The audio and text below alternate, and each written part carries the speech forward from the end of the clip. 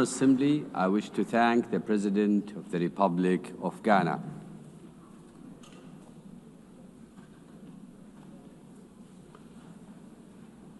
The Assembly will hear an address by His Excellency Umaro Sissoco Embalo, President of the Republic of Guinea Bissau.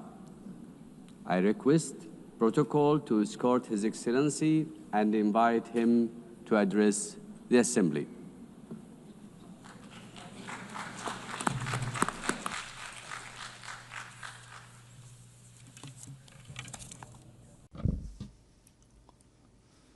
Madam President, distinguished heads of state and government, Mr. Secretary General, ladies and gentlemen, allow me to begin by congratulating Mrs. Annalena Baerbock on her election as President of the 80th session of the United Nations General Assembly. I thank the outgoing President, Mr. Philemon Yang, for his service to the international community. To Secretary General Antonio Guterres, I wish to reaffirm Guinea-Bissau's full support for his tireless efforts in favor of world peace, international cooperation, multilateralism, and sustainable 80 years ago, the founders of the United Nations pledged to save succeeding generations from the scourge of war. That promise, unfortunately, has not yet been fully fulfilled. Yet this commitment, undertaken by each member state upon joining the UN Charter, remains valid and continues to be honored through the dedication of every UN peacekeeper and every humanitarian worker who often make the difference between life and death in conflict zones or following natural disasters.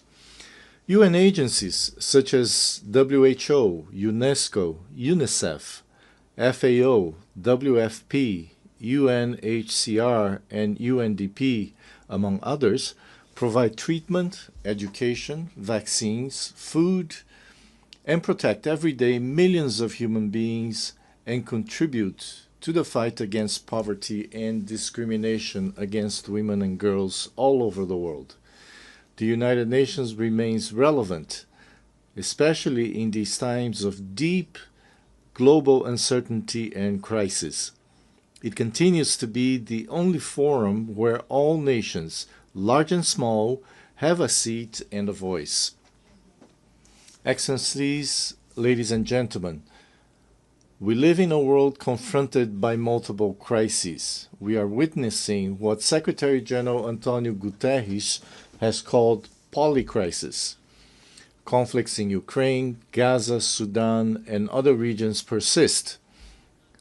Socioeconomic inequalities, environmental shocks, political instability, and humanitarian emergencies disproportionately affect developing countries, with the greatest impact on small island developing states. Progress towards the Sustainable Development Goals has slowed significantly or even stalled. The sovereign debt burden of poor countries is increasing, while development assistance is declining. Guinea-Bissau welcomes the UN 80 initiative, and we hope it will contribute to strengthening the organization, especially in promoting peace, international security, and the achievement of the SDGs. The Pact for the Future offers a roadmap and an action plan that must not remain on paper. Madam President, Excellencies, ladies and gentlemen, last July, Guinea-Bissau hosted the 15th Conference of Heads of State and Government of the Community of Portuguese-Speaking Countries, CPLP. I have taken on the presidency of the CPLP for the 2025-2027 term.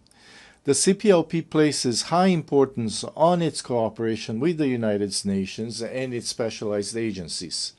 During our term, we will continue to work with all partners and multilateral organizations toward the implementation of global commitments, especially concerning the Paris Agreement on Climate Change, the third UN Ocean Conference, and the fourth UN Conference on Financing for Development, held last June-July in Seville.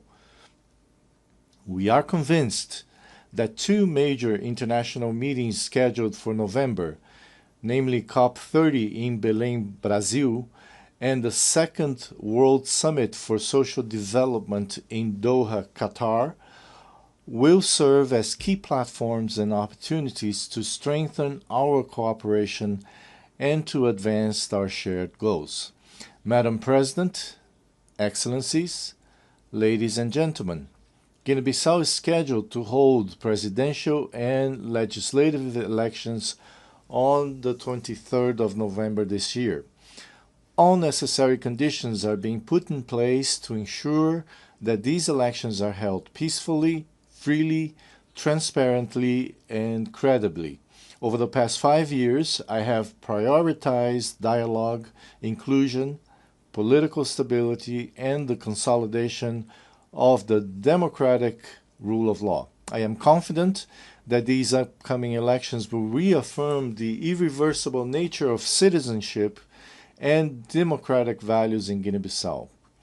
Madam President, Excellencies, ladies and gentlemen, allow me to conclude by saying that in an increasingly interdependent world, we need, now more than ever, a world order grounded in the principles enshrined in the United Nations Charter, in respect for international law and in peaceful coexistence.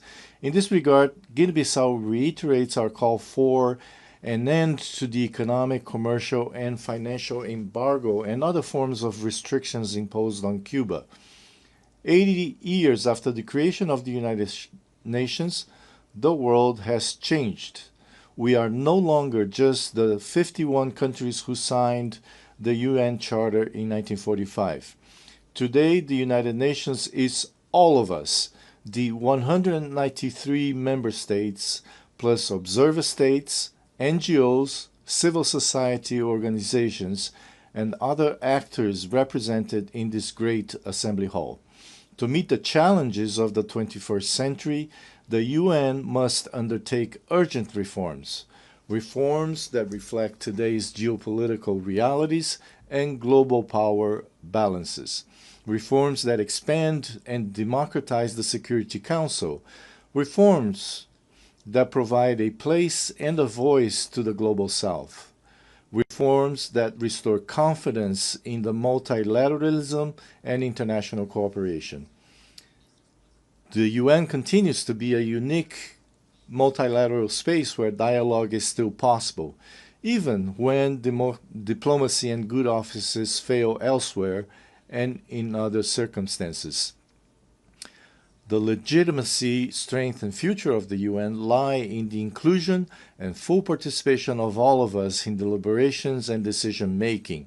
Its core details, peace, dignity, equality, poverty eradication, cooperation, and peaceful resolution of conflicts remain alive and continue to inspire the purposes of the international community and the March of Humanity. Thank you very much.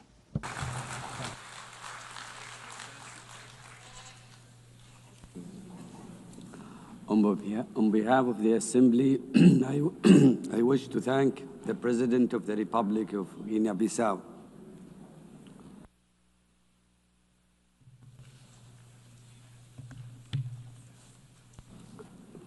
The Assembly will hear an address by His Majesty King Mosawati III, Head of the State of the Kingdom of Eswatini. I request protocol to escort His Majesty and invite him to address the Assembly.